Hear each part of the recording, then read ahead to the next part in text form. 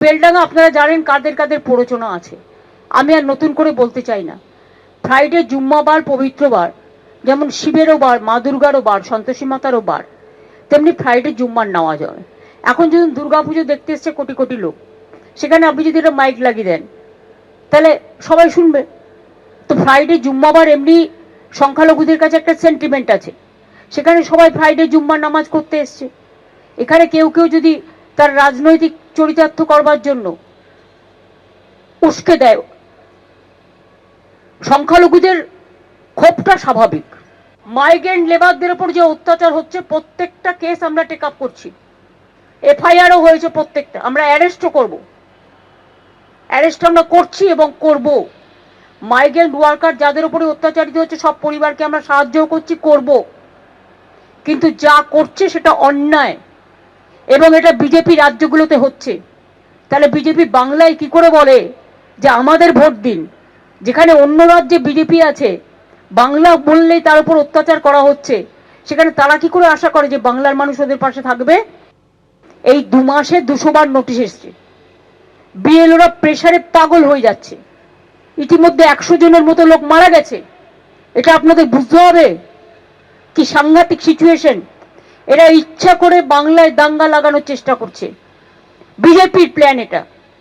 নিজেরা ভোটে পারবে না তাই ভোট পাকাচ্ছে, করছে লুট, বলছে ঝুট। অবিজেপি শাসিত রাজ্যের ঘটনা, কেন রেল আটকে বিক্ষোভ, কি বলেছেন কেন্দ্রীয় মন্ত্রী সুকান্ত মজুমদার? মুখ্যমন্ত্রী কোন মুখে এই কথা বলছেন আমরা বুঝতে পারছি না। তার কারণ হচ্ছে, যে ছেলেটি মারা যাওয়ার পর তাকে নিয়ে গন্ডগোল, সে তো ঝাড়খণ্ডে মারা গেছে। ঝাড়খণ্ডে তো মুখ্যমন্ত্রীর নিজের সরকার, মানে নিজের বন্ধুর সরকার, ওখানে তো বিজেপির সরকার নেই। মাননীয় মুখ্যমন্ত্রী কি মানে এই মিনিমাম ইনফরমেশনটুকু তাকে দেওয়ার মতো কোনো লোক নেই? নাকি মিথ্যে কথা বলতে বলতে এমন অভ্যেস হয়ে গেছে যে মিথ্যে কথা না বলে উনি থাকতে পারেন না? কোনটা সত্যি? মানুষকে বোকা বানাচ্ছেন, নিজে ল অ্যান্ড অর্ডার সামলাতে পারেন না। পুলিশ যদি দুটো গুলি চালাতে শুনলে তাহলে ভিড় ফাঁকা হয়ে যেত, সেখানে মহিলা সাংবাদিকদেরকে ধরে পেটানো হচ্ছে, মাথা ফাটিয়ে দেওয়া হচ্ছে আপনার পুলিশের সামনে, আর আপনার পুলিশ দাঁড়িয়ে দাঁড়িয়ে দেখছে। এরকম নির্লজ্জ বেহায়া হোম মিনিস্টার পশ্চিমবঙ্গে এর আগে কোনো পায়নি। ঝাড়খণ্ডে এক পরিযায়ী শ্রমিকের ঝুলন্ত দেহ উদ্ধার হয়। মৃত আলাউদ্দিন শেখের বাড়ি মুর্শিদাবাদের বেলডাঙ্গায়। আর পরিযায়ী শ্রমিকের মৃত্যুর প্রতিবাদে রাস্তা অবরোধ করে বিক্ষোভ দেখাতে থাকেন স্থানীয় বাসিন্দাদের একাংশ। সকাল 8টা থেকে যে বিক্ষোভ শুরু হয়, সেই বিক্ষোভের আজ যত বেলা গড়াতে থাকে ততই বাড়তে থাকে। জাতীয় সড়ক থেকে রেল অবরোধ, চড়তে থাকে উত্তাপ।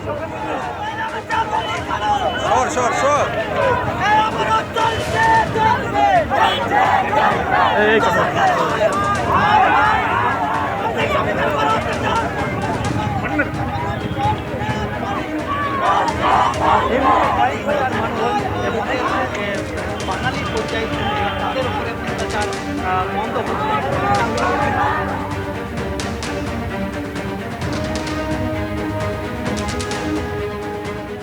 সাংবাদিকদের মুখোমুখি রাজ্য বিজেপি সভাপতি শ্রমিক ভট্টাচার্য। মুখ পুরল যে পশ্চিমবঙ্গ সম্পর্কে বা যে বাংলা সম্পর্কে একসময় বলা হতো আমরা নাকি যেটা ভাবি সেটা ভবিষ্যতে ভারতের চিন্তা করে, আজকে সেই পশ্চিমবঙ্গের মুখ্যমন্ত্রীর এই আক্রমণের ঘটনাকে কেন্দ্র করে মহামান্য সুপ্রিম কোর্টের যে অবজারভেশন এবং যে নির্দেশ, সেটা কার্যত বুঝিয়ে দিল যে পশ্চিমবঙ্গে কোনো আইনের শাসন নেই। পশ্চিমবঙ্গের পথে যদি অন্য কোনো রাজ্য হাঁটতে থাকে তাহলে সেটা যুক্তরাষ্ট্রীয় ব্যবস্থার পরিপন্থী এবং দেশ জুড়ে নৈরাজ্য, অরাজকতা, মানে অ্যাবসলিউট লনেসনেস আজকে সেখানে তৈরি হবে। এখন প্রশ্ন হলো, এই ঘটনা তো নতুন কিছু নয় বঙ্গবাসীর কাছে। আমরা তো এই ঘটনাগুলোর সঙ্গে পরিচিত এবং সংবাদ মাধ্যমও পরিচিত। 1 ফেব্রুয়ারি 2019 সাল ডিজি রাজীব কুমারকে কেন্দ্র করে মুখ্যমন্ত্রী আরেকবার পথে নেমেছিলেন। আমরা দেখেছিলাম সিবিআই অফিসারদের কলার ধরে কলকাতা পুলিশের কয়েকজন অফিসার তাদের টেনে হিচড়ে গাড়ির মধ্যে তুলছেন। 2রা মে নারদা স্ট্রিং অপারেশনকে কেন্দ্র করে মুখ্যমন্ত্রী আবার পথে নেমেছিলেন। সংবিধানের শপথ নেওয়া একজন প্রশাসনিক প্রধান যদি কেন্দ্রীয় তদন্তকারী সংস্থার বিভিন্ন তদন্ত প্রক্রিয়ায় হস্তক্ষেপ করেন, তাদের উপরে প্রভাব সৃষ্টি করেন, তাদের কার্যত মুখ্যমন্ত্রীর উপস্থিতিতে কেউ প্রাণনাশের হুমকি দেয়, তাহলে পরিস্থিতি কোন জায়গায় পৌঁছতে পারে। সন্দেশখালীর ঘটনা, শেখ শাহজাহান, যে শেখ শাহজাহান খালি ওই অঞ্চলে বিজেপি কর্মীদের আক্রমণ শুরু করেই থেমে থাকেনি, কার্যত দোর্দণ্ড প্রতাপ সিপিআইএম এর আমলে যে সমস্ত ওই অঞ্চলের সংখ্যালঘু তৃণমূল কংগ্রেসের কর্মীরা তৃণমূল কংগ্রেসকে নেতৃত্ব দিয়েছে, তাদের উপরেও আক্রমণ করেছে, তাদেরও ঘরছাড়া করেছে। তার বাড়িতে যখন ইডির রেড হলো, সেখানে সরাসরি মানুষকে জড়ো করে তাদের উপরে আক্রমণ করা হলো। ওই একই দিন রাত্রে বনগাঁয় শঙ্করাঢ্যর বাড়িতে গিয়ে আবার কেন্দ্রীয় তদন্তকারী সংস্থা আক্রান্ত হয়েছিল। অর্থাৎ সেই ট্র্যাডিশন সমানে চলেছে। এর বাইরে তৃণমূল কংগ্রেসের নেতা মন্ত্রীরা এবং বিশেষ করে রাজ্য প্রশাসন বেরিয়ে আসতে পারছে না। পুলিশকে আলাদা করে দোষারোপ করবার কোনো প্রয়োজন নেই, কারণ পুলিশ কোনো স্বশাসিত সংস্থা নয়। পুলিশকে পরিচালনা করছে রাজ্য, পুলিশকে পরিচালনা করছেন মুখ্যমন্ত্রী। আমরা ঘটনা দেখলাম যে সাম্প্রতিককালে মেসিকে কেন্দ্র করে যে কলকাতার বিভিন্ন দৃশ্য সারা দেশ এবং পৃথিবীর মানুষ দেখলো, সেটাকে বর্ণনা করার মতো ভাষা আমাদের কাছে নেই। একদিকে স্টেডিয়ামে দাঁড়িয়ে সরকারের বিরুদ্ধে তরুণ প্রজন্ম চোর চোর বলে চিৎকার করছে, 11,000 টাকা দামের টিকিট, 20,000 টাকা দিয়ে লোক ব্ল্যাকে টিকিট কিনেছে।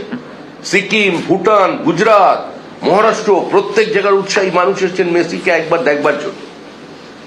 মেসিকে দেখতে এসে তারা টুসিকে ডেকে চলে গেল। কিন্তু দুর্ভাগ্যের বিষয়, যারা 100 টাকার বোতলের জল খেলো, 200 টাকা বোতলের জল খেলো, 100 টাকা দিয়ে ওয়েফার্সের চিপস কিনলো, তাদের পরিণতি কি হলো?